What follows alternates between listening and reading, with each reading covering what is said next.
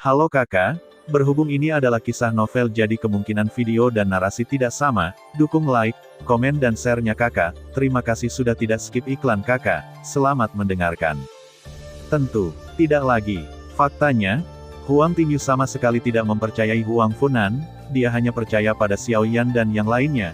Dia telah melihat kekuatan bertarung Xiao Yan yang kuat, dan saudara Xiao ada di sana, jadi dia yakin mereka tidak akan membiarkannya. Huang Funan menderita kerugian. Tapi percaya atau tidak, saya masih harus sedikit khawatir. Bagaimanapun, orang-orang yang hadir ini adalah yang terbaik di antara kekuatan besar, bukan hanya orang biasa. Dan kekuatan Huang Funan tidak terlalu tinggi, jadi saya tidak perlu melakukannya khawatir sama sekali. Itu tidak mungkin. Ketika dia melihat Huang Funan secara langsung menghadapi begitu banyak orang untuknya, hatinya sudah dijanjikan. Jika kakeknya tidak menghentikannya, dia akan bergegas keluar dan memeluk Huang Funan bersama. Adapun Huang Funan, serangannya yang tiba-tiba tidak membuat siapapun bereaksi, tetapi mereka tidak bodoh. Mereka akan berdiri di sana menunggu Huang Funan membunuh mereka. Segera mereka semua bereaksi dan mengeluarkan senjata mereka sendiri dengan Huang Funan bersama-sama. Kekuatan Huang Funan pada awalnya tidak terlalu kuat. Selain itu, dia tidak terlalu cocok untuk pertarungan kelompok. Dia berpikir bahwa ada terlalu banyak musuh di lapangan dan akan sulit baginya untuk mengalahkan 4 tangan hanya 2 tinju. Dia seharusnya sangat cepat. Tampaknya dia dikalahkan, tetapi dia tidak menyangka bahwa kenyataannya benar-benar berlawanan dengan apa yang dia bayangkan. Sebagian besar orang mundur dan berdiri di samping untuk menyaksikan Huang Funan bertarung dengan orang lain. Apa yang mereka pikir sebagai pertarungan kelompok berubah menjadi pertarungan 1 lawan 1. Melihat adegan ini, saudara Xiao tidak bisa menahan senyum. Orang-orang dari keluarga besar dan sekte ini memiliki banyak aturan. Tidak ada dari mereka yang ingin bertarung dengan orang lain, jika tidak, siapa yang akan menang pada akhirnya. Mereka mengalahkan Huang Funan dengan 1 orang untuk mendapatkan reputasi yang baik untuk diri mereka sendiri sebelum kompetisi. Tetapi mereka tidak mengetahui kekuatan sebenarnya dari Huang Funan, dan tidak ada yang ingin menjadi orang yang menonjol, yang menyebabkan sekelompok besar orang mengelilinginya, dia seperti sekarang. Melihat Huang Funan, tidak ada yang mengambil tindakan. Huang Funan berdiri sendirian dalam lingkaran dikelilingi oleh puluhan orang, tanpa sedikit pun rasa takut di wajahnya. Saat ini, dia memikirkan Xiao Yan. Xiao Yan biasanya suka bertarung dalam kelompok dan juga menyukai pertarungan lompat katak. Biarkan diri Anda tampil keren di depan kekasih Anda. Kamu tidak harus rendah hati, ayo bersama. Ayo pergi bersama. Setelah mendengar ini, semua orang di tempat kejadian tertawa, tetapi tawa itu lebih merupakan ejekan dan ejekan. Anda harus tahu bahwa salah satu dari orang-orang yang hadir adalah pemimpin dalam keluarga tidak mungkin karena statusnya yang buruk. Meskipun masalah itu sendiri kedengarannya tidak terlalu dapat diandalkan, semua orang masih ragu. Dan orang-orang ini tidak diragukan lagi diciptakan oleh keluarga dengan uang yang tak terhitung jumlahnya. Ayolah, bahkan jika Anda bodoh, kamu masih bisa menjadi master, apalagi bakatmu tidak lemah. Dalam keadaan seperti itu, dia benar-benar berani tanpa malu-malu meminta mereka untuk berkumpul. Apakah dia terlalu bodoh? Atau apakah dia benar-benar memiliki kemampuan untuk memilih sekelompok orang? Nak, jangan terlalu sombong. Biarkan aku mengajarimu bagaimana berperilaku, kan? Saat dia berbicara, seorang pria berdiri lebih dulu dan mengangkat tangannya untuk menyerang Huang Funan yang sombong. Tapi begitu dia mengangkat tangannya, dia merasakan hawa dingin di lehernya. Saat dia menundukkan kepalanya lagi, ujung pedang yang tajam namun runcing menghantam di lehernya. Selama Huang Funan mengerahkan sedikit tenaga, dia sudah menjadi orang mati. Pria itu melihat ke arah pedang yang ada di dekatnya, dan keringat dingin muncul di punggungnya. Pedang pria ini sangat cepat sehingga dia bahkan tidak melihat kapan Huang Funan mengambil tindakan, kalau tidak dia pasti sudah mati hari ini. Sudah ditanam di sini. Apakah kamu masih berpikir kamu bisa mengalahkanku? Huang Funan berkata sambil tersenyum. Meskipun dia biasanya suka bermain-main, otaknya tidak bodoh sama sekali. Selain kekuatannya, dia seharusnya menjadi yang paling pintar di antara ketiga Xiao Yan, tapi dia biasanya tidak berperilaku baik keluar. Pria itu melihat ke arah pedang yang sudah menempel di tenggorokannya dan menghela nafas tak berdaya. Aduh, aku kalah. Setelah mendengar 3 kata tersebut, Huang Funan mencabut pedang lembut dari tenggorokannya. Jurus Huang Funan melawan Gunung Zhenhu memang sangat efektif baginya, tidak ada yang mau mengambil risiko ini lagi. Mengalahkannya adalah hal yang baik, tetapi bagaimana jika mereka kalah? Mereka semua adalah murid keluarga yang luar biasa dan mereka tidak mampu kehilangan orang ini, tetapi jika banyak dari mereka untuk mengepung Huang Funan sendirian, mereka tidak dapat melakukannya, jadi pemandangan di sini membeku. Ini adalah tragedi sebuah keluarga besar. Saudara Xiao tidak bisa menahan nafas ketika dia melihatnya. Ketika Anda tumbuh dalam keluarga besar dan berada dalam posisi yang kuat, temperamen mulia bawaan itu telah tertanam dalam di tulang Anda berbahaya bagi orang lain. Kalau soal identitas, tentu saja Anda tidak bisa berinisiatif mengepung seseorang seperti gangster. Tapi Huang Funan berbeda. Dia awalnya berada di pihak yang menantang, dan temperamennya yang sewenang-wenang membuatnya semakin tidak bermoral. Bagus. Jika kamu tidak datang kepadaku, maka aku akan datang kepadamu. Kemudian Huang Funan mengambil inisiatif dan menyerang orang yang berdiri di barisan depan. Melihat dia menyerang, semua orang mengangkat tangan untuk melawan. Selama perkelahian, beberapa orang mulai memancing di perairan yang bermasalah. Karena semua orang tahu bahwa pada akhirnya hanya ada satu orang yang akan menikahi Huang Tingyu, dan semua orang di sekitarnya adalah lawannya, dan satu lagi adalah lawannya. Dalam huru-hara ini, semua orang tidak dapat melihat dengan jelas siapa yang bergerak sedikit itu adalah kesempatan bagus bagi orang-orang untuk memancing di perairan yang bermasalah. Dalam sekejap, seluruh pemandangan berubah menjadi berantakan. Huang Funan tidak pernah menyangka adegan ini. Bahkan Huang Tingyu dan kakeknya yang menyaksikan pertarungan dari kejauhan pun tidak menyangka, mereka awalnya hanya ingin menguji kekuatan Huang Funan. Namun ternyata seperti ini sekarang, Huang Funan juga menggunakan gerakannya yang fleksibel dan ilmu pedang yang terampil untuk bolak-balik di antara kerumunan. Ilmu pedang Huang Funan telah mencapai tingkat yang baru. Mendengar suara itu, kakak Xiao tertegun sejenak, lalu berbalik dan melihat Xiao Yan berdiri tepat di belakangnya, menatap medan perang yang kacau balau. Kenapa kamu di sini? Apakah ini dilakukan di luar? Xiao Yan menggelengkan kepalanya, bagaimana bisa begitu mudah?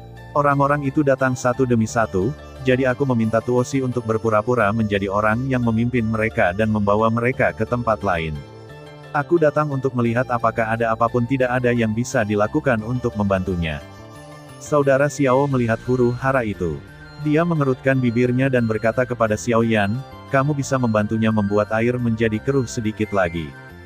Xiao Yan tertegun sejenak, lalu tersenyum penuh arti, dan sebuah jarum perak muncul di tangannya. Dengan bantuan Xiao Yan, huru-hara menjadi semakin kacau. Banyak orang pingsan saat bertarung.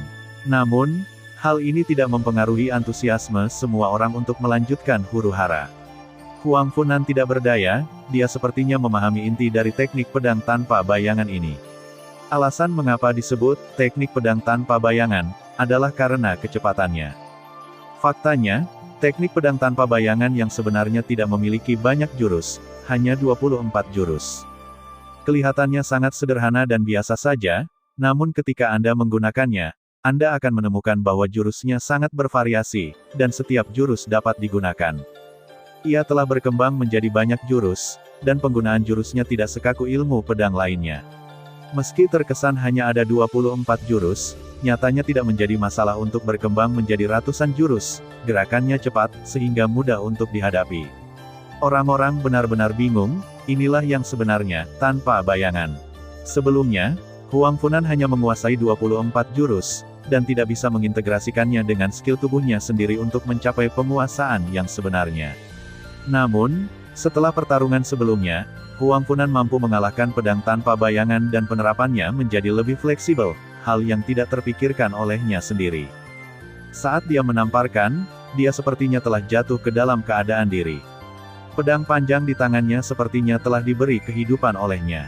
Dia berjalan bola-balik di antara kerumunan pedang, tetesan darah.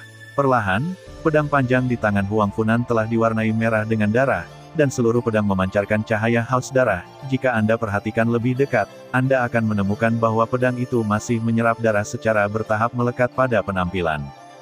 Huang Funan ini memiliki kemampuan bertarung yang bagus. Tapi pedang di tangannya, tahukah kamu asal-usul pedangnya? Tanya kakek Huang Tingyu pada Huang Tingyu sambil melihat pedang lembut di tangan Huang Funan. Mata Huang Tingyu tertuju pada Huang Funan, yang sedang berkelahi dan membunuh di bawahnya. Tangannya yang terkulai terus menarik-narik ujung bajunya. Seluruh sarafnya tegang, seolah-olah dia akan terputus kapan saja, dia benar-benar tidak berdaya. Setelah mendengar pertanyaan kakeknya, dia hanya khawatir dengan situasi Huang Funan. Tingyu, Huang Tingyu dikejutkan oleh panggilan yang tiba-tiba itu, tanpa sadar tubuhnya gemetar, lalu dia berbalik untuk melihat kakeknya dengan ekspresi bingung di wajahnya. Melihat Huang Tingyu seperti ini, kakeknya menggelengkan kepalanya tak berdaya, lalu menanyakan pertanyaan itu lagi. Huang Tingyu berpikir sejenak dan menjawab, sepertinya kakak Xiao yang membuatnya untuknya, kan? Saya ingat pernah mendengar dia berkata sebelumnya bahwa semua senjatanya dibuat khusus untuknya oleh kakak Xiao. Sepertinya dia telah membuatnya sebelumnya.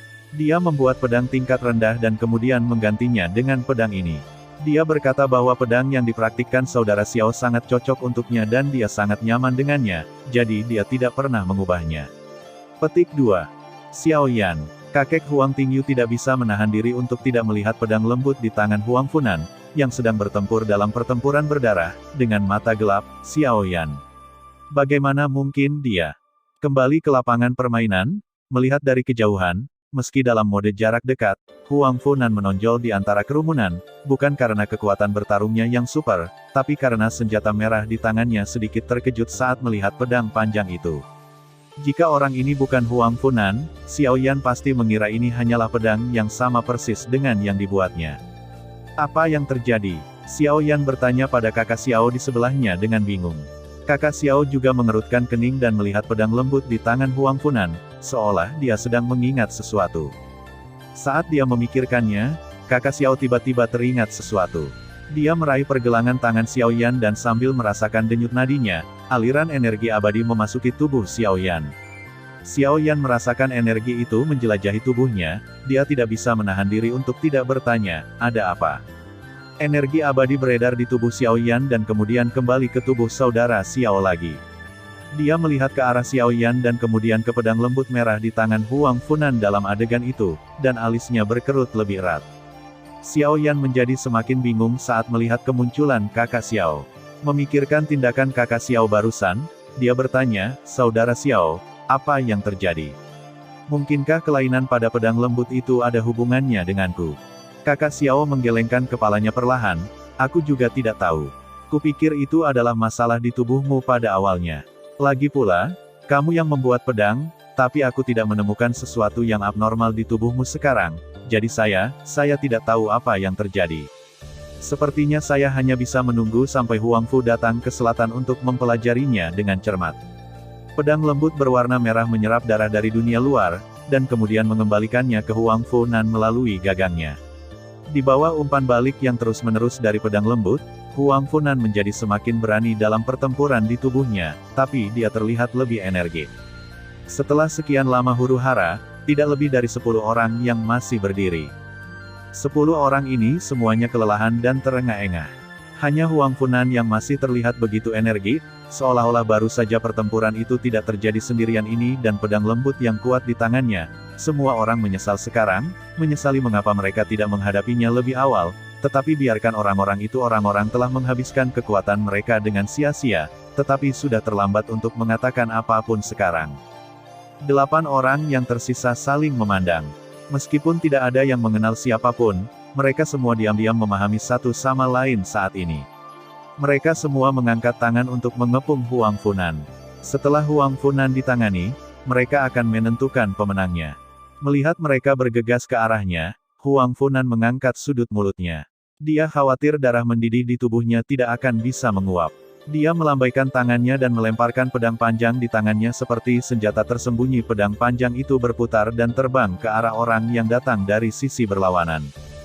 Hanya 2 suara, embusan, yang terdengar, darah berceceran di mana-mana, dan pedang panjang itu kembali ke tangan Huang Funan setelah berputar membentuk lingkaran, dan ketika kembali lagi, pedang itu berlumuran beberapa tetes darah merah cerah. Huang Funan memegang pedang yang kembali dan bergegas menuju kerumunan. Gerakan sebelumnya sekali lagi mengejutkan orang-orang yang tersisa.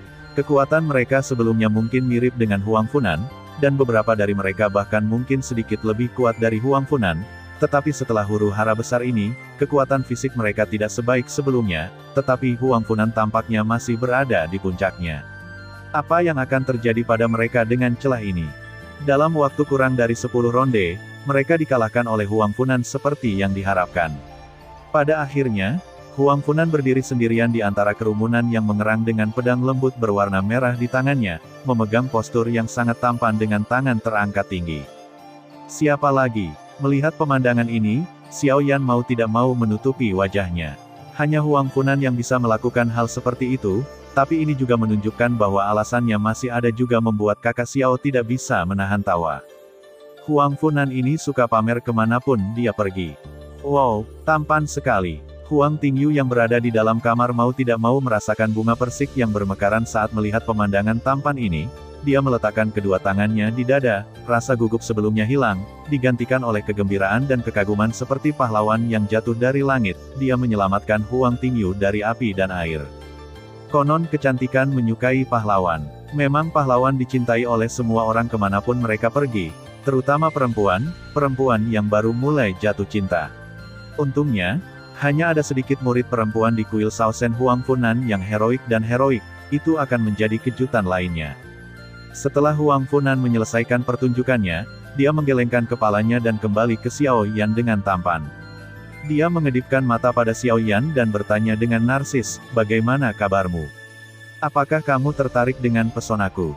Lulus. Setelah Huang Funan mengatakan ini, sebelum Xiao Yan sempat bereaksi, dia mendengar suara benda berat jatuh ke tanah.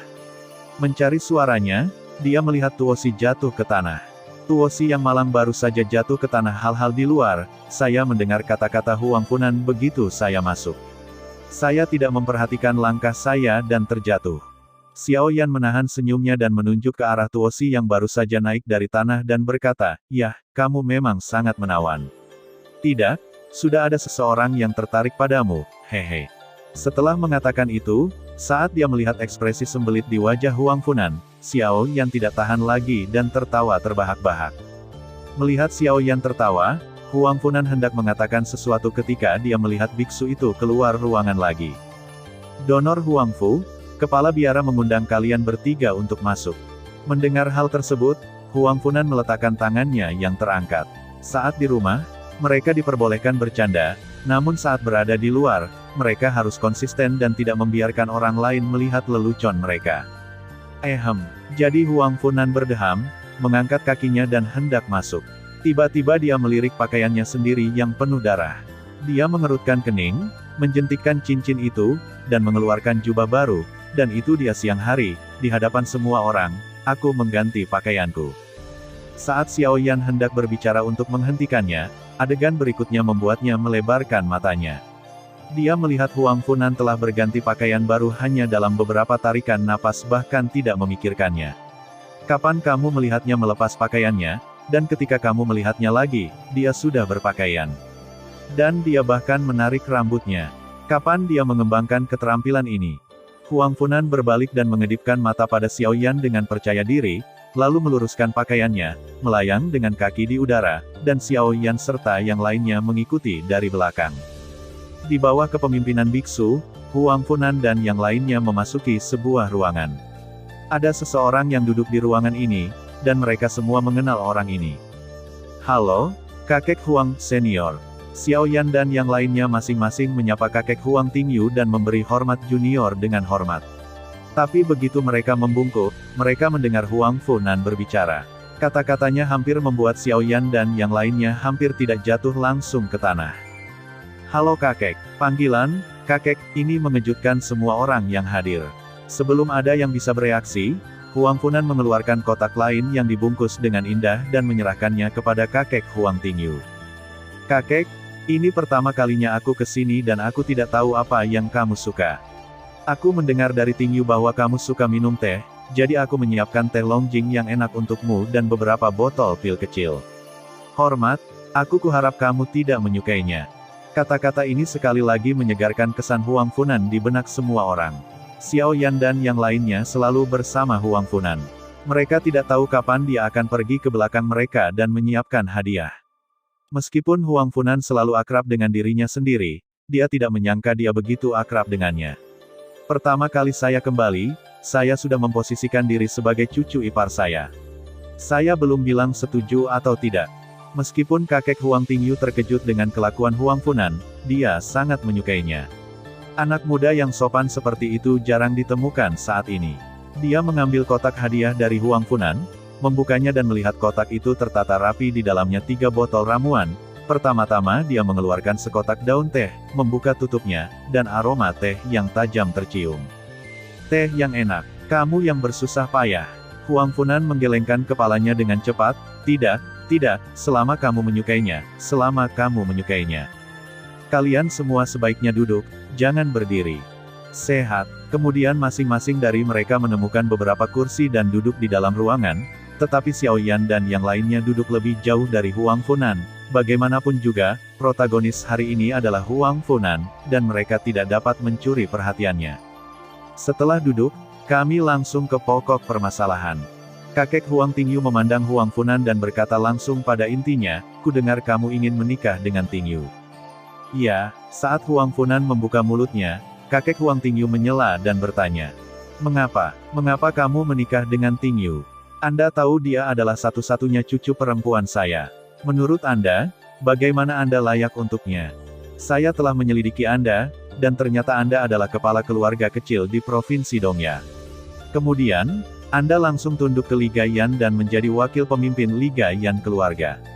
Ceritakan tentang Anda, apakah Anda menginginkan uang atau tidak? Jika Anda menginginkan kekuasaan tetapi bukan kekuasaan, jika Anda menginginkan kekuasaan tetapi bukan kekuatan, bagaimana Anda bisa menikahi cucu saya? Omong-omong, aku lebih menyukai Xiao Yan. Petik 2. Aku, Xiao Yan, yang sedang duduk diam mendengarkan di samping, sangat terkejut ketika mendengar bahwa dia dipanggil. Ini benar-benar orang yang duduk di rumah dengan pot yang datang dari langit. Ya, benar, itu kamu. Selain memiliki ibu yang kuat, Xiao Yan sendirian mendirikan aliansi Yan dengan kekuatannya sendiri. Sekarang dia adalah pewaris keluarga Xiao, dan dia juga ahli dalam kedua pemurnian senjata, dan alkimia. Katakan padaku, bagaimana kamu bisa membandingkannya dengan dia? Sebenarnya, kesan saya cukup baik terhadap Anda, terutama dupa yang Anda bakar saat pertama kali datang ke sini. Meskipun saya memiliki sedikit ketidaknyamanan dengan kuil Shaosen, kepercayaan pada agama Buddha di hati saya tidak akan berubah. Membakar dupa itu pada waktu itu, kamu mungkin masih berkeliaran di luar sekarang. Tentu saja, aku tidak menyukai kondisimu yang buruk. Huang Funan berbicara lagi tetapi disela. Meskipun apa yang dia katakan membuat Huang Funan merasa sedikit beruntung. Untungnya, dia telah mendengarkan Xiao Yan dan yang lainnya dan membakar dupa sentuh juga. Singkirkan perilaku buruk yang terus-menerus menyela diri sendiri. Hal ini membuat dia, orang yang sombong karena mengandalkan mulutnya, sangat marah. Jika Huang Tingyu dan kakeknya tidak mendatangi orang di depannya, dia pasti sudah berselisih dengannya sejak lama gilirannya dipermalukan berulang kali. Dia juga mengatakan bahwa dia tidak menyukai kondisinya yang buruk, jadi apa yang dia maksud dengan mengatakan begitu banyak sebelumnya? Kakek Huang Tingyu menyesap tehnya dan melanjutkan, jika Anda hanya orang biasa, saya akan menyetujui pernikahan Anda. Tetapi sekarang Anda telah memilih jalan berbahaya dalam mengembangkan keabadian, Anda harus bertanggung jawab atas diri Anda sendiri. Anda punya untuk bertanggung jawab atas pasangan masa depanmu. Entah kamu menyebutku mendominasi atau tidak masuk akal, aku tidak peduli. Yang aku pedulikan adalah kebahagiaan masa depan cucuku. Mendengar perkataan kakeknya, Huang Tingyu, yang sedang menguping di balik layar, mau tidak mau matanya menjadi merah, dan 2 baris air mata panas langsung jatuh. Ini adalah saudara. Setelah mengetahui bahwa keturunan Anda sedang jatuh cinta, yang Anda pertimbangkan bukanlah seberapa besar kekayaan atau kekuasaan yang bisa dia berikan kepada Anda. Tidak peduli Anda miskin atau kaya, selama Anda bahagia, semuanya baik-baik saja. Inilah keluarga sebenarnya, orang-orang terkasihku yang peduli padamu dengan sepenuh hati. Meski terkadang mereka mengomel, namun titik awalnya adalah untuk kebaikan Anda sendiri. Jangan benci omelan mereka, karena ketika Anda dewasa, Anda akan menyadari betapa berharganya omelan orang tua dan kerabat Anda dan bahwa hidup itu sangat kuat, tetapi pada saat yang sama, kamu juga sangat rapuh. Kamu tidak tahu kapan mereka akan meninggalkanmu. Jangan menyesalinya lagi karena kamu tidak tahu bagaimana cara menghargainya. Seorang anak yang ingin mendukungmu tetapi menolak untuk dicintai olehmu terjadi lagi padamu. Tentu saja jangan salah paham, saya tidak mengutuk apapun, saya hanya ingin memberitahu semua orang untuk menghargai saat-saat bahagia sekarang dan menghabiskan lebih banyak waktu dengan orang tua Anda ketika Anda punya waktu. Masih jauh, mari kita kembali ke cerita utama. Setelah mendengar perkataan kakek Huang Tingyu, Huang Funan tidak bisa duduk diam lagi dan tiba-tiba berdiri. Melihat dia berdiri tiba-tiba, Xiao Yan mengira Huang Funan akan marah, jadi dia mencondongkan tubuh ke depan untuk mencegat laras peledak Huang Funan.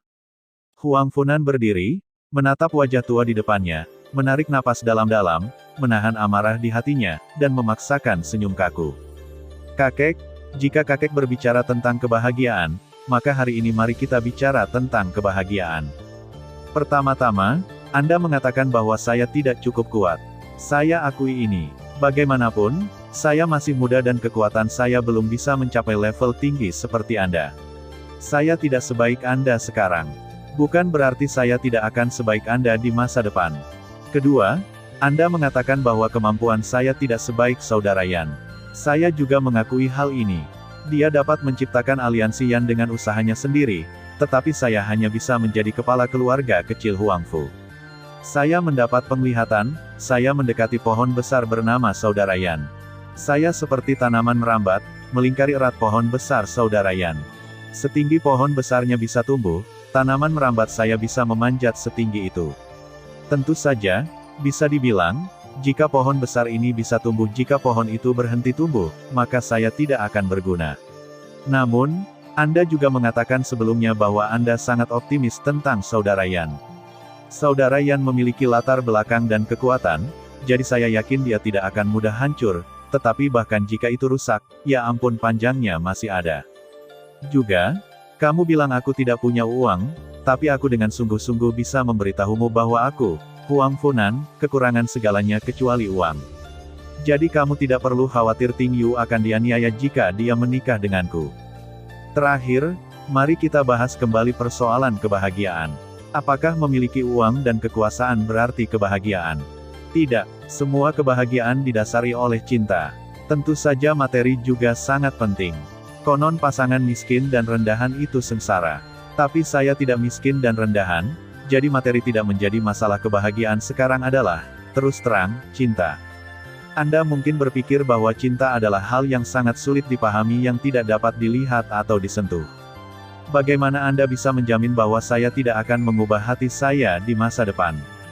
Maka saya dapat memberitahu Anda bahwa saya tidak dapat menjamin bahwa saya tidak akan mengubah hati saya dalam hidup ini, tetapi saya dapat menjamin bahwa selama saya mencintainya 1 detik, saya tidak akan mengubah hati saya pada detik berikutnya.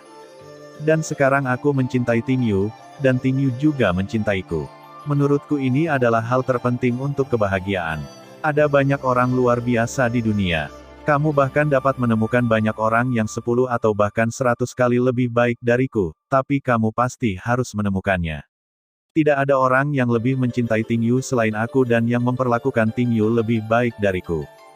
Saya mencintainya, bukan karena asal-usulnya, atau karena penampilannya. Bisa dikatakan saya baru mengetahui asal-usulnya sebelum datang ke sini. Adapun penampilannya, saya hanya bisa mengatakan bahwa pendidikan Anda memang sangat bagus wajah aslinya, dan aku tidak tahu apakah dia cantik atau jelek. Tapi meskipun dia benar-benar berjanggut lebat dan miskin, aku tetap mencintainya benda. Sekarang, apakah kamu masih berpikir aku tidak cukup baik untuknya? Petik 2. Apa yang dikatakan Huang Funan begitu terengah-engah sehingga Xiao Yan mau tidak mau ingin bangkit dan bertepuk tangan kepada Huang Funan.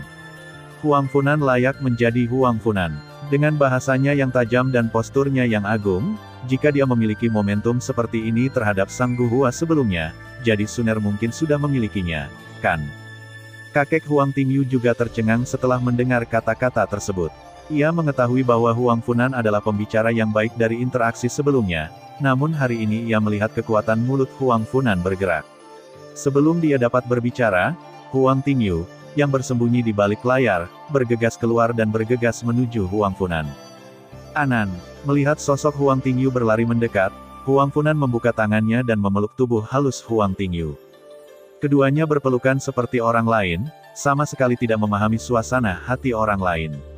Melihat adegan ini, Xiao Yan akhirnya menghela nafas lega.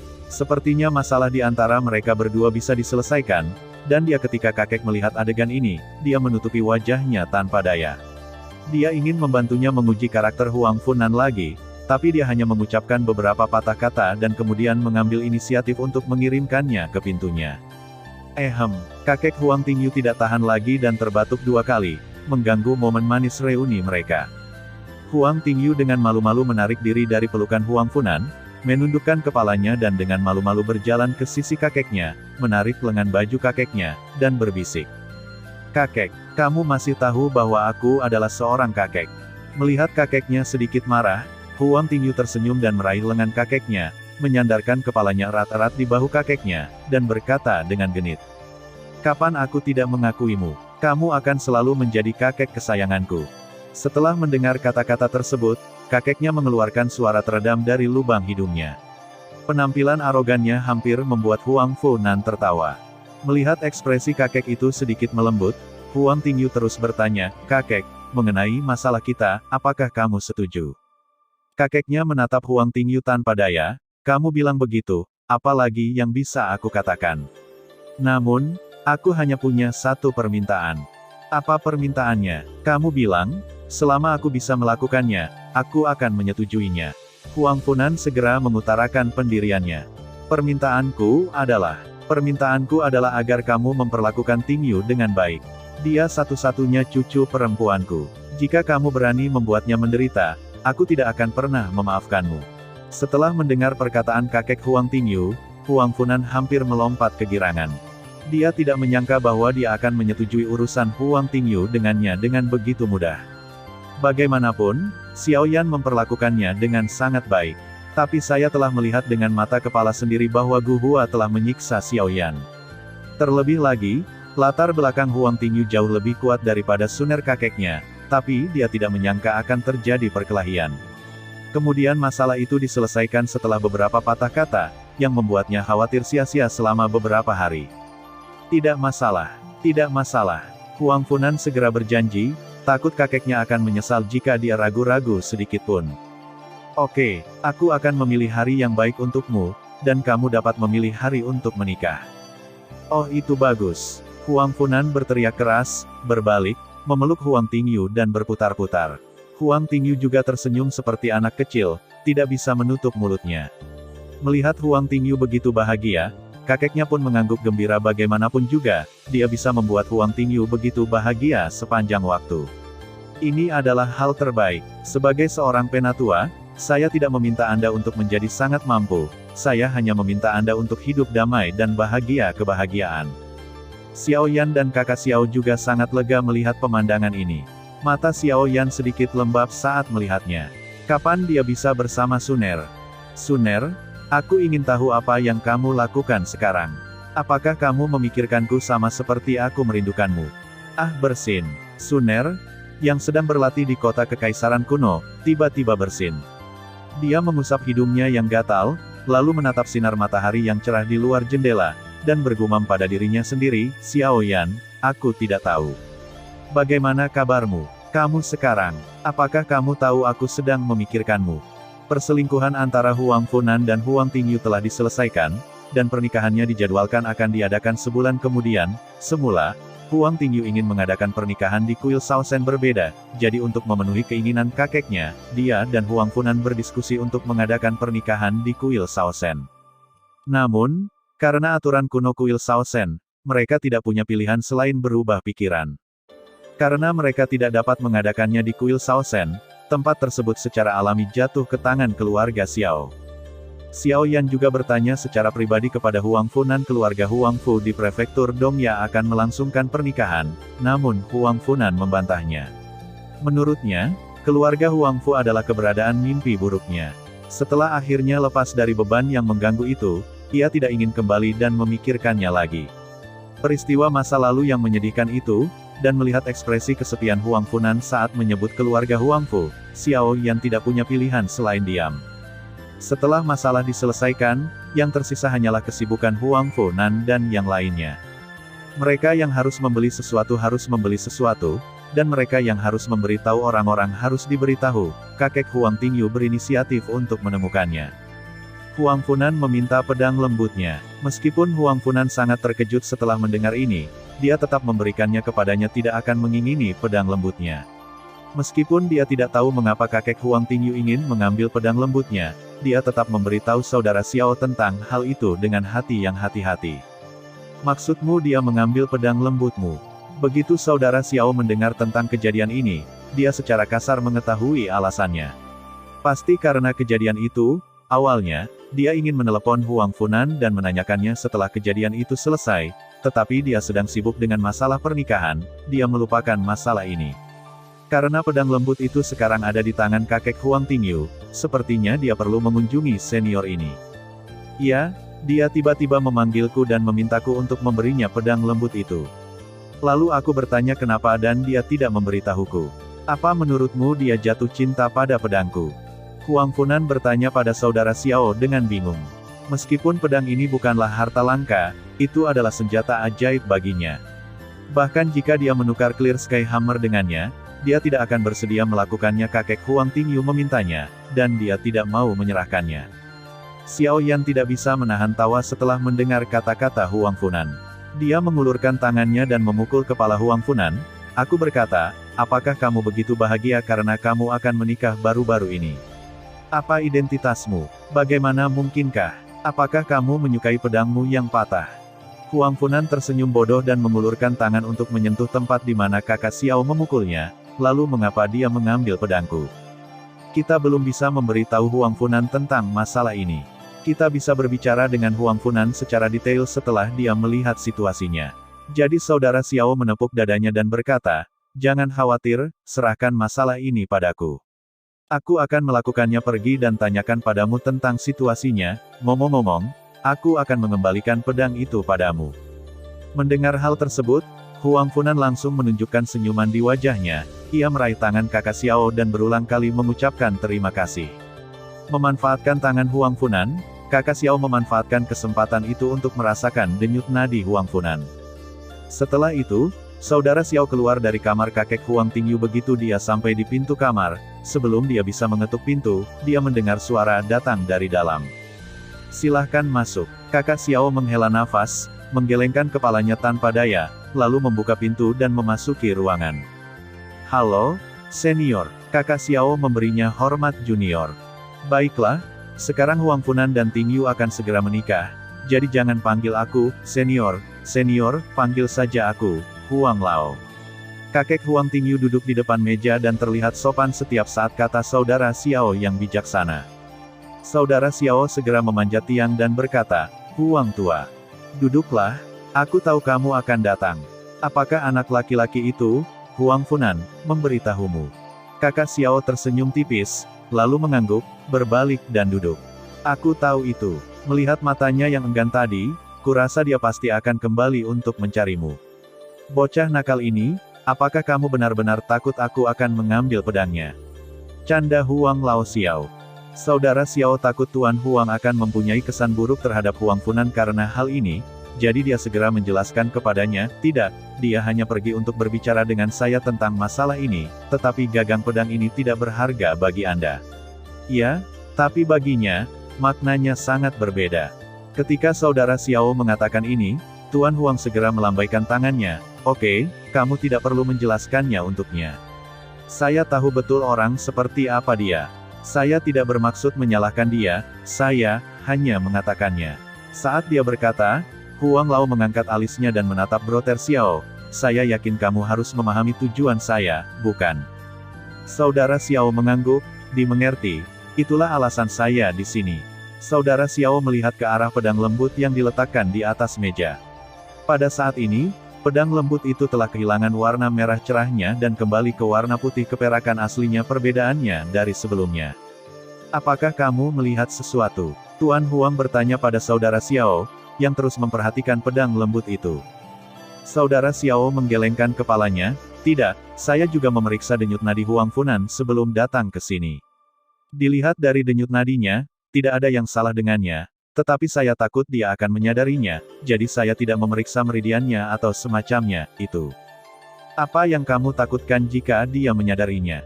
Apakah kamu masih berencana menyembunyikannya darinya selama sisa hidupmu? Tuan Huang bertanya dengan bingung. Benarkah begitu? Aku hanya tidak ingin menimbulkan masalah baginya sebelum dia menikah. Selain itu, menurutku lebih baik mencari tahu penyebab sebenarnya masalahnya sebelum memberitahunya. Terkadang ketidaktahuan juga merupakan salah satu bentuk kebahagiaan. Saya kira Xiao Yan dan yang lainnya juga berpikir begitu, jadi saya tidak mengatakan apa-apa. Ya, itu masuk akal. Kamu sangat bijaksana. Huang Lao mengangguk setuju setelah mendengar ini. Memang, dia hanya memikirkan tentang pedang dan lupa bahwa dia akan menikah dengan Ting Yu apapun hasilnya, lebih baik jangan beritahu mereka sebelum menikah. Sebelum kamu datang, aku juga sudah lama mempelajari pedang lunak ini. Dilihat dari kualitas dan kualitasnya saja, itu memang pedang yang bagus. Baik kelenturan maupun ketajamannya kelas atas, termasuk desain mekanisme di dalamnya, sangat cerdik, hanya bahan yang digunakan untuk membuat pedang lembut ini. Ada apa dengan bahannya? Apakah ada masalah? Saudara Xiao mengambil pedang lembut yang diserahkan oleh Tuan Huang dan menimbangnya di tangannya. Dia merasakan bebannya dan mengetuk pedang itu dengan jarinya. Perbedaannya. Apa bedanya dengan pedang biasa? Cium dan lihat. Bau. Kakak Xiao menaruh pedang lembut itu ke hidungnya dengan bingung dan menciumnya, tapi begitu dia menempelkan hidungnya ke pedang itu, dia berkata, "Hah," dan segera mengambil pedang lembut itu. Mengapa ada bau darah yang begitu menyengat? Apakah karena darah yang dihisap sebelumnya tersembunyi di dalam tubuh pedang? Tuan Huang tidak menjawab saudara Xiao, tetapi menunjuk ke arah pedang dan melanjutkan, "Menjauhlah sedikit lalu cium baunya." Saudara Xiao melakukan apa yang dikatakan Tuan Huang, tetapi ketika hidungnya berada sekitar 3 inci dari pedang, dia tidak dapat mencium bau apapun. Bau darah yang kental sepertinya tiba-tiba menghilang, tetapi ketika dia mendekat, Anda bisa masih mencium bau darah, seolah-olah ada penutup tak kasat mata di luar badan pedang yang memerangkap bau darah dalam jarak tertentu dari badan pedang. Saudara Xiao mencoba beberapa kali lagi, tetapi tetap sama. Dia telah melihat begitu banyak senjata, tetapi dia belum pernah melihat yang seperti ini, sama seperti menghisap darah. Apakah ada hubungannya? Huang Lao menggelengkan kepalanya tak berdaya. Aku juga tidak tahu, tapi ini satu-satunya benda istimewa yang kutemukan pada pedang itu. Apakah pedang ini benar-benar dibuat oleh Xiao Yan? Saudara Xiao tercengang setelah mendengar ini. Dia segera mengerti apa yang dimaksud Tuan Huang. Jangan khawatir, setelah menemukan kelainan pada pedang ini, saya memeriksa sepenuhnya tubuh Xiao Yan. Dia jelas bukan masalahnya. Jika itu masalahnya, kamu akan mengetahuinya setelah kamu memanggilnya ke sini dan menanyakannya. Selain itu, dia membuat pedang ini, jadi dia seharusnya lebih mengenalnya daripada kita. Oke, aku akan segera meneleponnya.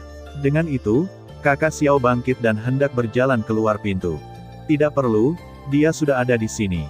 Ah, saudara Xiao melihat keluar pintu. Dari bayangan yang mendekat, dia melihat kedatangan Xiao Yan.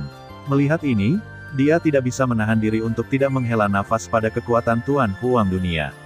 Semuanya terputus. Jika musuh datang, saya tidak tahu bagaimana dia mati. Tidak perlu mengetuk pintu, masuk saja. Xiao Yan membuka pintu dan masuk ke dalam rumah setelah mendengar ini. Dia memberi hormat pada saudara Xiao dan Tuan Huang.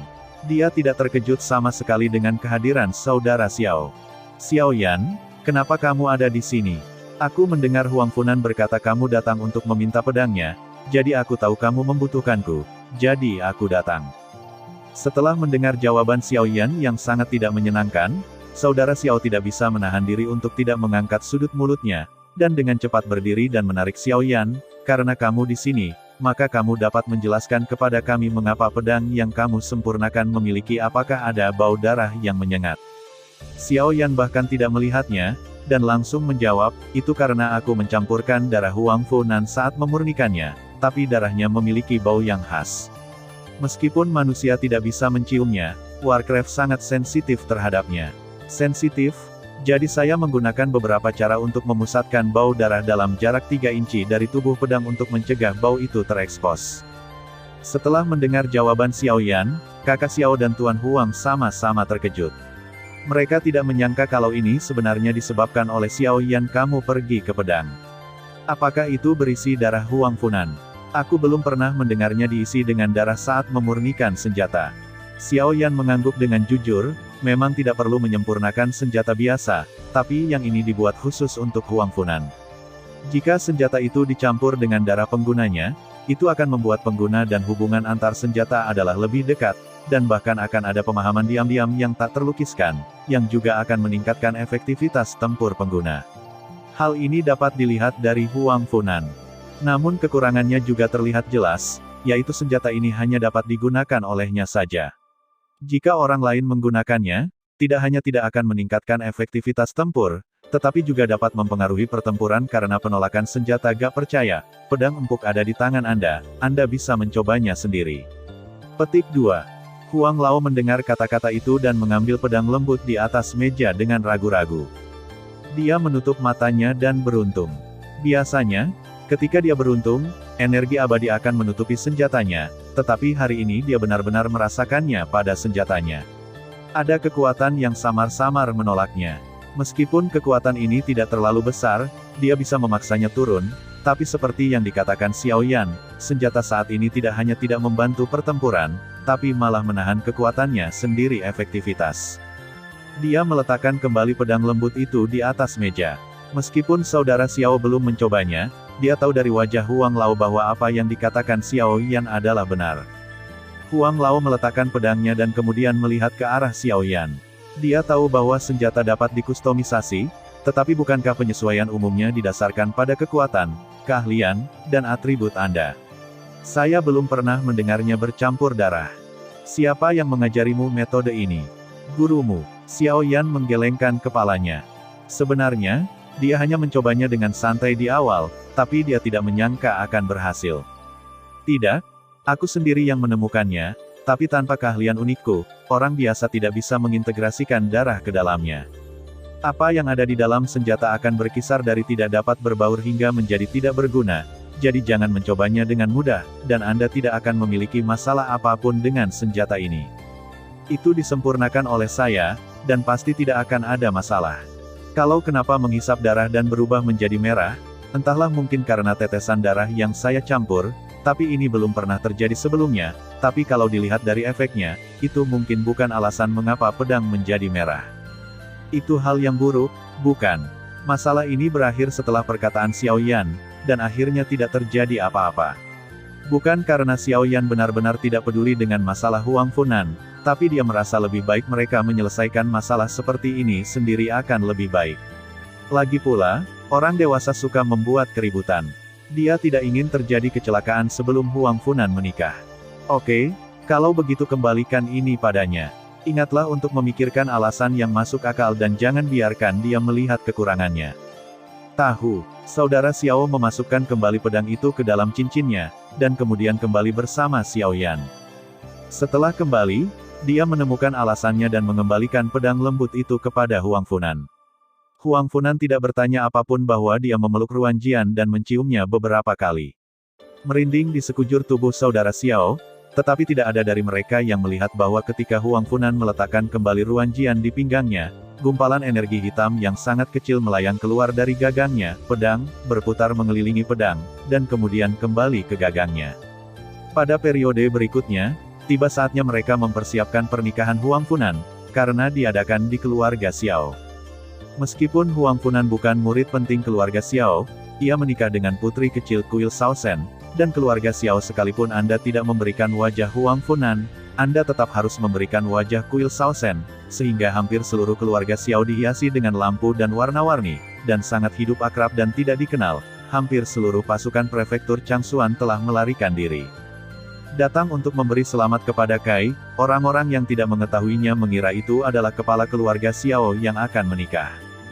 Tapi yang sangat memalukan adalah hanya Huang Tingyu dan kakeknya yang ada di seluruh kuil Shaosen. Tidak ada orang lain yang datang untuk menghadiri pernikahan. Kamu bilang kamu tidak akan datang, dan kamu bahkan tidak akan memberikan hadiah, jadi Huang Funan harus berada di sana. Mengomel untuk waktu yang lama, tetapi dia hanya bisa berbicara dengan Xiao Yan dan yang lainnya tentang kata-kata omelan ini, dan dia hanya berani mengatakan kepada mereka bahwa dia mengetahui dendam antara Huang Tingyu dan yang lainnya dan Shaosen Temple, jadi dia tidak berani memukulinya sampai mati. Mengatakan kata-kata seperti itu di depan Huang Tingyu, terutama kakeknya, kecuali dia tidak ingin menikah. Huang Funan, Xiao Yan, dan kakak Xiao berdiri di depan gerbang keluarga Xiao untuk menyambut para tamu yang terus berdatangan. Tuosi bertanggung jawab untuk membimbing para tamu ini, tapi dia berkata bahwa dia tidak pandai berkata-kata, jadi dia memberinya tugas untuk membimbing orang. Selamat datang, silakan masuk. Huang Funan dan Xiao Yan berdiri di depan pintu dengan senyuman standar yang mereka kenakan sejak beberapa hari yang lalu, dan terus mengulangi kalimat ini. Faktanya, saudara Xiao lah yang melakukan tugas utama menyambut tamu mereka berdua adalah mereka tidak mengenal satu sama lain dan tidak tahu bagaimana harus menyapa mereka. Keduanya seperti wanita penyambutan, berdiri di depan pintu dan terus-menerus mengucapkan, "Selamat datang." Ya Tuhan, wajahku membeku karena tawa. Ini adalah waktu terlama yang pernah aku tertawa. Aku tidak pernah merasa bahwa tertawa adalah hal yang melelahkan. Kurasa aku tidak akan pernah ingin tertawa lagi mulai sekarang. Huang Funan menyentuh kedua wajahnya yang kaku. Jika bukan karena dia menikah, dia tidak akan melakukan hal yang melelahkan seperti itu. Oke, aku bahkan tidak mengeluh karena lelah, tapi kamu, pengantin pria, masih mengeluh. Xiao Yan juga mengusap pipinya yang sakit. Dia ingat bahwa dia tidak begitu lelah ketika menikah di benua Doki lagi melihat Tuosi menunjuk jalan kepada orang lain dengan wajah dingin. Xiao Yan tiba-tiba merasakan betapa tepat pilihan Tuosi. Selamat. Setelah mengatakan itu, beberapa ucapan selamat kembali terdengar dari telinga mereka. Huang Funan dan Xiao Yan tanpa sadar menundukkan kepala dan membungkuk. Selamat datang, silakan masuk. Mendengar ini, ledakan tawa seperti lonceng perak datang dari telinga Xiao Yan dan Xiao Yan.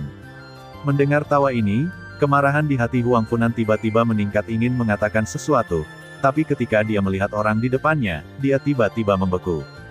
Kenapa kamu? Kenapa bukan aku? Tapi kamu, pengantin pria, tidak tinggal sekamar dengan pengantin wanita. Kenapa kamu keluar untuk menyambut para tamu? Setelah mendengar kata-kata tersebut, Xiao Yan akhirnya menyadari identitas pemilik suara tersebut.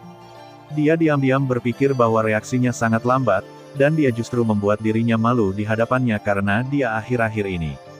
Dia tidak tahu berapa kali dia mendengar, selamat, dan pendengarannya sedikit menurun. Seluruh otaknya benar-benar kosong, penilaian paling dasar hilang. Xiao Yan mengangkat kepalanya, menggaruk kepalanya dengan canggung, memandang pengunjung itu dan berkata, "Halo, Tuan, Suner, Anda di sini." Mendengar Xiao Yan memanggilnya, Tuan Gu Hua, yang berdiri di seberangnya, mendengus dingin dan menoleh ke samping, mengabaikan Xiao Yan. Namun, Suner sangat bersemangat saat melihat Xiao Yan di penjara jauh sebelumnya. Karena pernikahan Huang Funan, Gu Hua akhirnya setuju untuk melepaskannya. Jika Gu Hua tidak ada di sini, dia pasti ingin memberitahunya tentang penyakit cintanya. Baiklah, kami di sini, bagaimana kabarmu akhir-akhir ini? Ya, aku baik-baik saja, tapi berat badanmu turun. Xiao Yan melihat wajah Suner yang sedikit pucat dan tahu bahwa dia tidak menjalani kehidupan yang baik akhir-akhir ini. Awalnya ingin pergi ke kota Kaisar kuno untuk menemuinya setelah aku sibuk beberapa saat, tapi aku tidak menyangka aku akan begitu sibuk sekarang. Aku baik-baik saja. Bukankah lebih baik menjadi lebih kurus? Bukankah kalian semua menyukai wanita kurus? Kata Suner nakal. Xiao Yan mengulurkan tangan dan menyentuh tangan kecil Suner yang dingin, dan berkata dengan perasaan bersalah, "Itu pria lain, bukan aku. Aku suka yang lebih gemuk, jadi kamu harus makan lebih banyak dan menjaga dirimu tetap gemuk." Lalu, pada titik ini, Xiao Yan tiba-tiba mendekati telinga Sun dan berbisik di telinganya, "Tunggu sampai aku menikah denganmu." Mendengar kalimat terakhir ini, wajah Sun tiba-tiba memerah. Melihat teman baik Sun, Xiao Yan bertingkah begitu intim di depan umum, Gu Hua merasa sangat tidak senang dan terbatuk 2 kali. Ahem, betapa tidak pantasnya berhubungan seks di depan umum. Mengapa kamu tidak segera pergi? Apakah kamu ingin dimasukkan ke dalam sel isolasi lagi?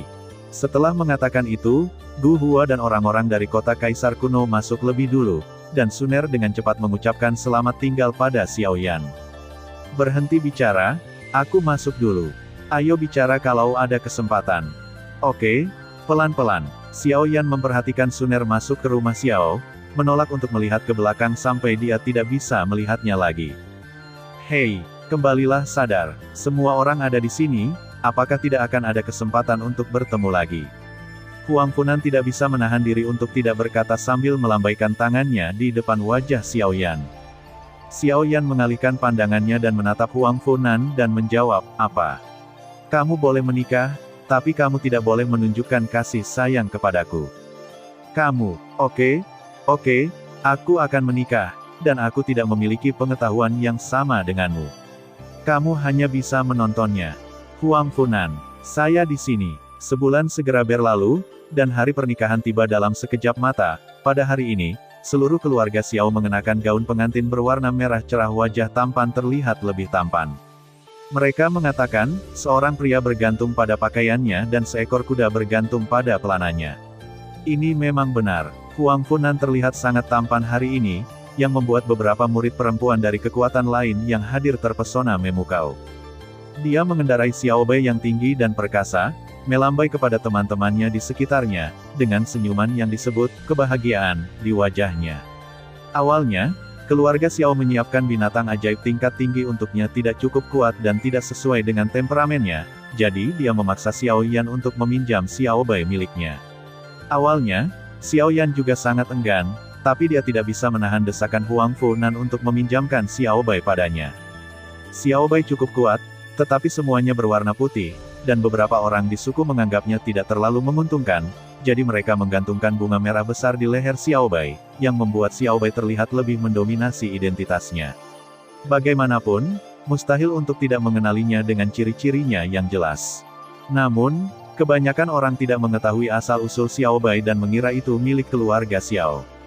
Banyak orang yang menghela nafas betapa kuatnya keluarga Xiao. Saya pikir inilah alasan kebangkitan keluarga Xiao. Bagaimanapun, Bai Ze selalu disebut sebagai binatang yang membawa keberuntungan. Kemunculannya biasanya membawa keberuntungan bagi orang-orang di sekitarnya langsung naik ke cabang tinggi kuil Shaosen. Ini tidak benar. Di belakang Huang Funan, sebuah kursi sedan berwarna merah cerah dibawa oleh 8 murid keluarga Xiao. Kedelapan murid ini juga abadi, jadi mereka berjalan di kehampaan sepanjang jalan. Sebelum mengambil Huang Tingyu, kaki mereka tidak bisa bergerak. Menyentuh tanah, yang mana melambangkan kesucian mempelai wanita, tim penyambutan berbaris menuju halaman tempat Huang Tingyu berada. Banyak sekali orang yang datang untuk menyaksikan upacara tersebut sehingga mereka berjajar di kedua sisi jalan. Keluarga Xiao benar-benar beruntung. Saya secara acak mengambil 3 dari mereka dari luar. Yang satu menjadi juara ganda dalam kompetisi penganugerahan dewa, dan yang lainnya menikah dengan putri kecil kuil Shaosen. Katakan padaku, mengapa orang begitu beruntung? Kenapa aku tidak bisa mengambilnya? Apa keberuntungan keluarga Xiao? Itu karena Xiao memiliki mata yang bagus. Sekilas dia jatuh cinta pada Xiao Yan di lautan luas manusia. Pada akhirnya, ada 2 lagi. Tidak seorang pun awalnya optimis dengan mereka bertiga, tapi sekarang mereka sudah melakukannya. Setelah 2 tercapai, mungkin yang tersisa bernama Tuo She akan segera bangkit. Siapa bilang sebaliknya? Xiao ini memang jenius saat itu. Meski kekuatannya kini stagnan, matanya masih setajam dulu. Karena pernikahan ini, Huang Funan tidak hanya berhasil menarik perhatian semua orang, tetapi Xiao Yan dan Tuo She menjadi fokus diskusi setelah makan malam semua orang. Nama, Tri Musketir, kembali terkenal, namun semua orang berdiskusi Huang Funan dan Xiao Yan, seseorang yang tidak pernah merasakan keberadaan, hanya bisa dibandingkan dengan Xiao Yan dan menjadi sinonim dengan kalimat lain. Kehidupan yang berbeda pada saat yang sama. Tentu saja ini semua untuk nanti, mari kita kembali ke adegan pernikahan. Kali ini, Xiao Yan secara alami terpilih sebagai pasangan pernikahan Huang Funan. Adapun Huang Tingyu, karena dia tidak memiliki teman wanita yang baik, Suner tidak punya pilihan selain gigit jari, meskipun dia tidak mengenalnya sebelumnya. Huang Tingyu, mungkin, tapi dia relatif akrab dengan Huang Funan, dan ditambah dengan hubungannya dengan Xiao Yan, jadi posisi Xin yang harus menjadi miliknya. Huang Tingyu, mengenakan mahkota burung phoenix dan jilbab merah, perlahan keluar ruangan dengan dukungan Suner sebelum naik ke kursi sedan. Tuan Huang mengantarnya pergi sebagai satu-satunya kerabatnya ini, matanya langsung menjadi lembab. Di dalam hatinya, Huang Tingyu selalu menjadi seorang anak-anak, tetapi dalam sekejap dia akan menjadi seorang istri dan ibu. Dia memeluk Huang Tingyu erat-erat, dan air matanya menetes ke mahkota burung phoenix Huang Tingyu, menciptakan percikan air yang indah. "Tingyu, kamu pasti senang. Ingat, kakek akan selalu menjadi pendukung terkuatmu. Mendengar hal tersebut, Huang Tingyu tidak bisa menahan diri untuk tidak tersedak.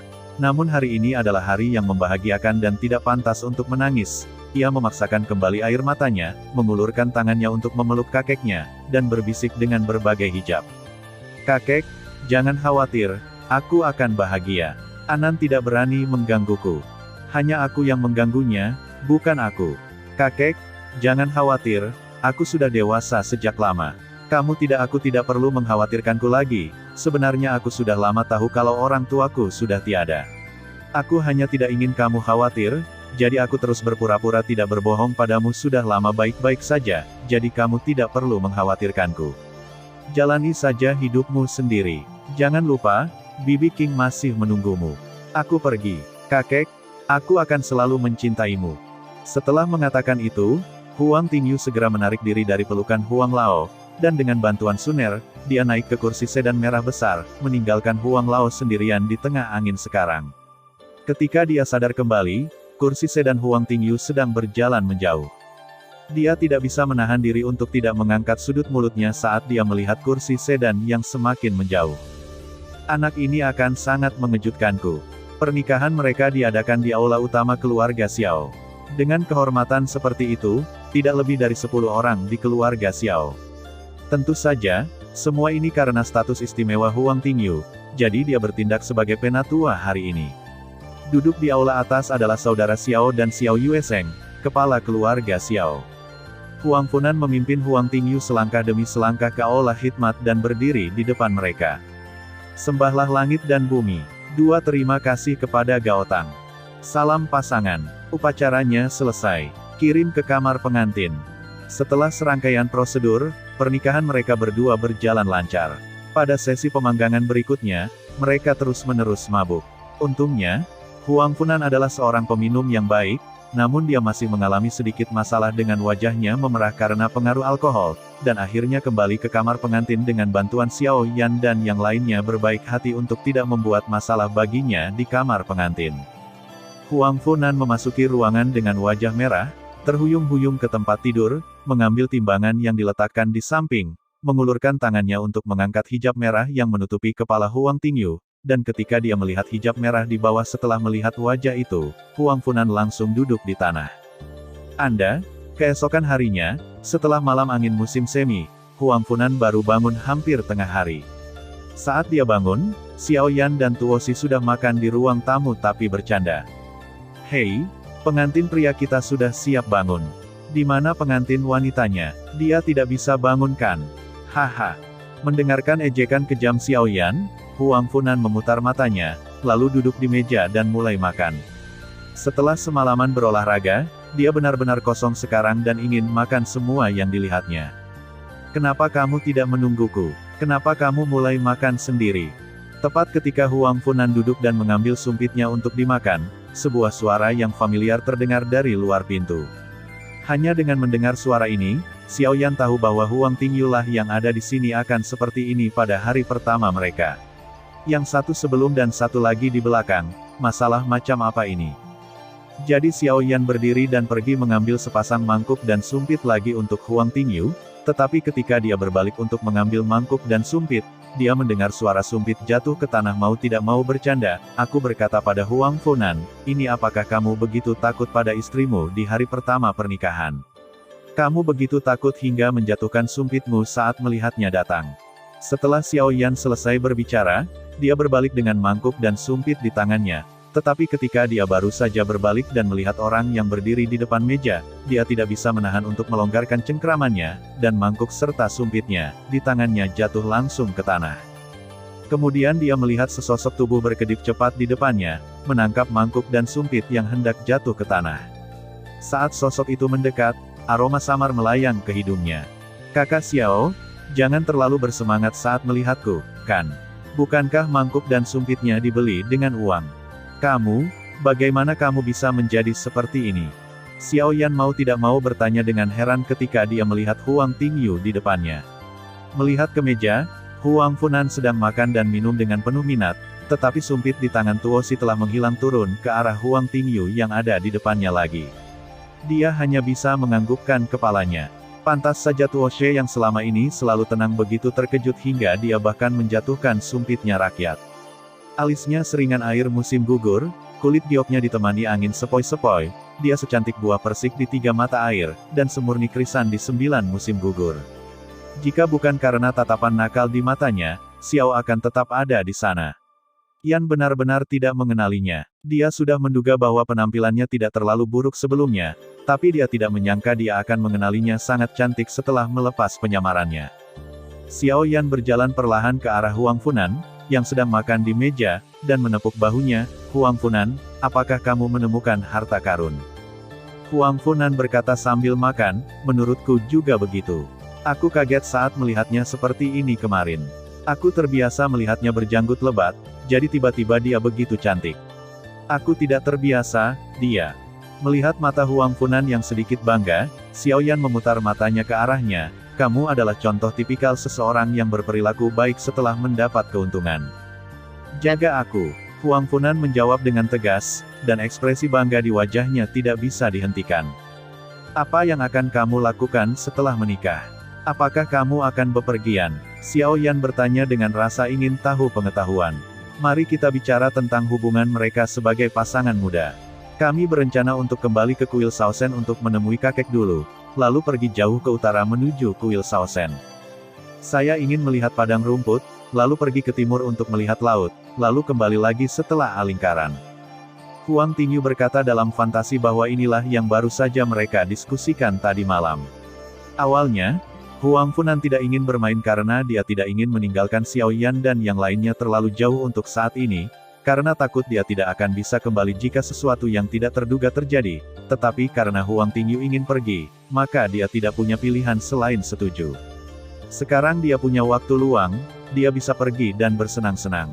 Itu tidak buruk, mungkin aku bisa menjadi pamanmu ketika aku kembali, kata Xiao Yan sambil tersenyum. Haha, itu mungkin. Huang Funan menatap penuh arti ke arah Huang Tingyu yang sedang makan di sampingnya, dan wajah Huang Tingyu tidak bisa menahan diri untuk tidak memerah. Namun, rencana tidak akan pernah bisa mengikuti perubahan. Mereka masih berpikir dengan gembira ketika mendengar panggilan mendesak dari saudara Xiao di sana. Xiao Yan, Xiao Yan, Xiao Yan, cepat keluar, cepat keluar. Xiao Yan mendengar panggilan tidak sabar kakak Xiao dan baru saja berdiri ketika dia melihat kakak Xiao melangkah masuk. Ada apa? Apa yang terjadi? Begitu saudara Xiao masuk, dia mengambil cangkir teh di depan Huang Funan di atas meja dan meminumnya dalam satu tegukan, terlepas dari apakah Huang Funan sudah selesai minum. Xiao Yan, izinkan aku memberitahumu sesuatu. Jangan cemas atau terlalu gugup setelah mendengarkannya. Ketika Xiao Yan mendengar ini, dia tidak bisa menahan perasaan berdebar di hatinya, tapi dia masih terlihat begitu tenang di permukaan. Apa yang terjadi? Katakan padaku, aku tidak gugup. Kakak Xiao memandang Xiao Yan dan menelannya, lalu membuka mulutnya dan berkata perlahan, sesuatu terjadi pada ibumu. Apa? Mendengar kata-kata ini, ada dengungan keras di kepala Xiao Yan, dan dia tertegun di tempat. Semua orang yang hadir memusatkan perhatian mereka pada Xiao Yan. Huang Funan, yang paling dekat dengan Xiao Yan, sudah mengulurkan tangannya, siap menangkap Xiao Yan yang mungkin terjatuh kapan saja. Setelah beberapa saat, Xiao Yan perlahan kembali sadar. Kakinya gemetar tak terkendali dan tangannya gemetar tak terkendali. Dia memaksa dirinya untuk tenang. Dia mengangkat matanya dan menatap brother Xiao. Gemetar, ibuku, apa yang terjadi? Kakak Xiao berjalan ke sisi Xiao Yan dan mengulurkan tangan untuk memegang tangan dingin Xiao Yan yang tidak memiliki kehangatan. Setelah ibumu mengambil alih istana Haotian, dia memimpin murid-murid istana Haotian untuk menyerang istana Tianlang yang dikalahkan. Dia awalnya khawatir, Lang sudah mati, dan lebih dari separuh tetua Tianlang Hall telah hilang. Pastinya mereka bisa memenangkan Tianlang Hall.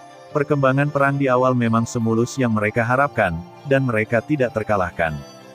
Itu akan sepenuhnya mengalahkan istana Tianlang, tetapi beberapa hari yang lalu, seorang master tiba-tiba muncul entah dari mana dan memulai perkelahian dengan ibumu baru saja dipromosikan dan kekuatannya belum sepenuhnya terkumpul oleh kelas abadi, dan ku dengar orang itu telah berada di kelas abadi.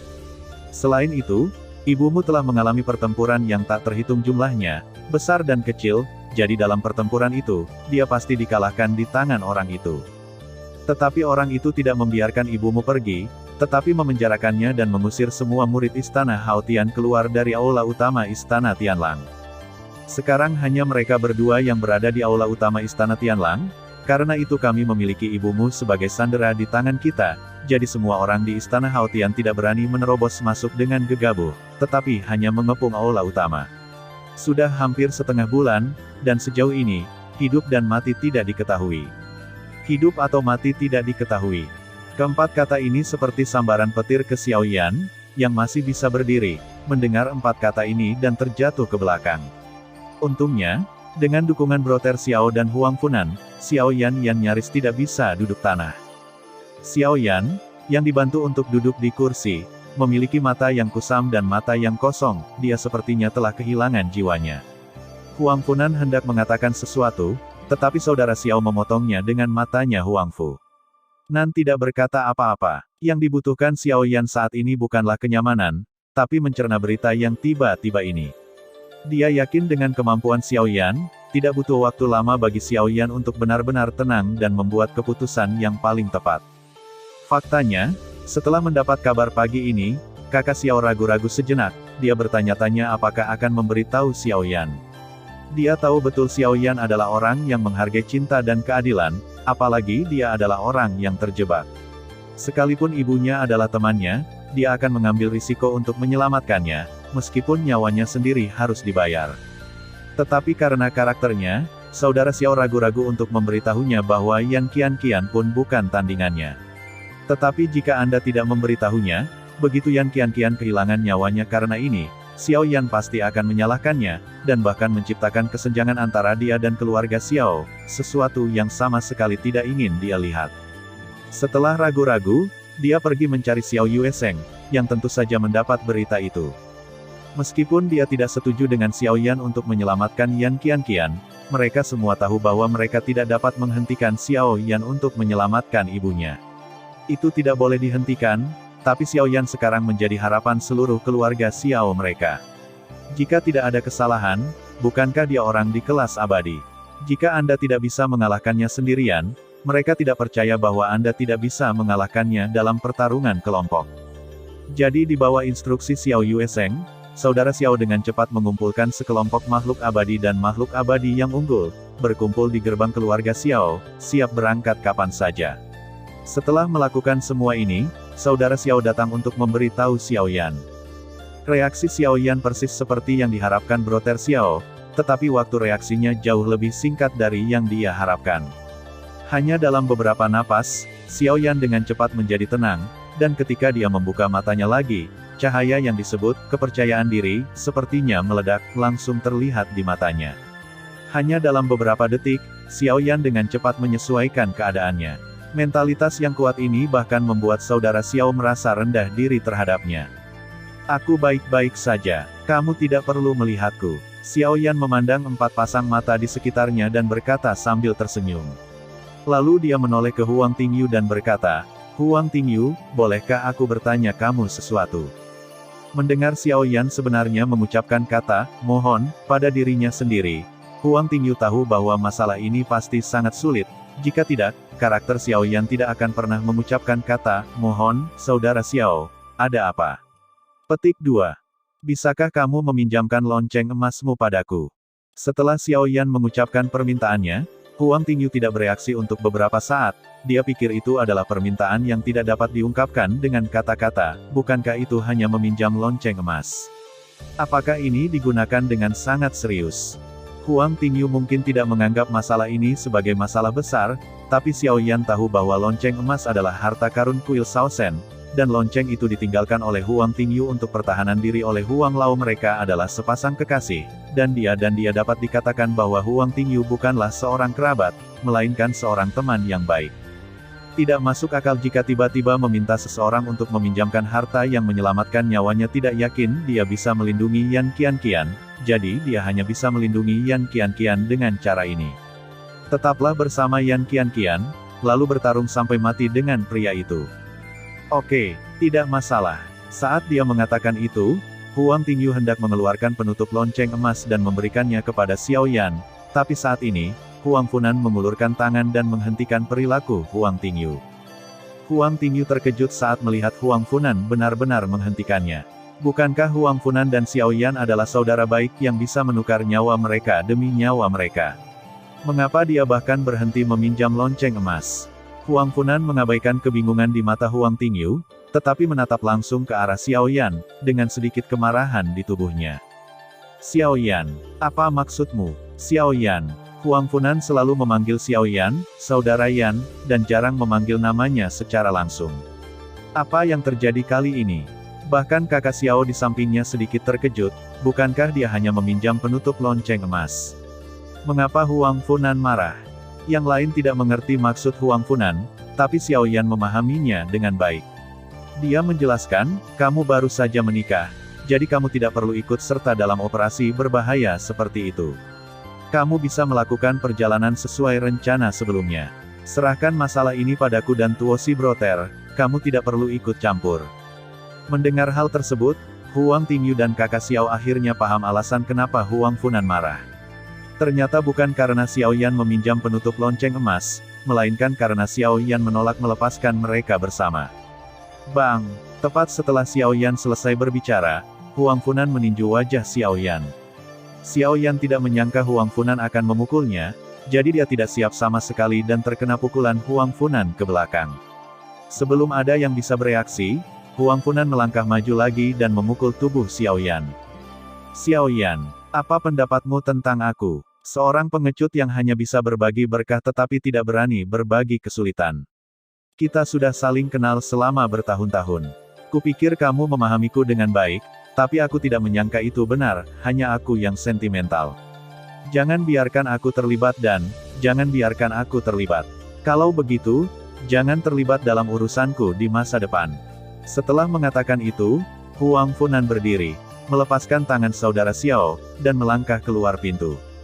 Huang Tingyu memandang Huang Funan yang sedang berjalan pergi, dan dengan cepat menjelaskan kepada Xiao Yan, saudara Xiao, Anan tidak bermaksud begitu, jangan salah paham. Aku akan pergi dan membujuknya. Setelah mengatakan itu, dia berbalik dan mengejar ke arah kiri Huang Funan. Anan, tunggu aku.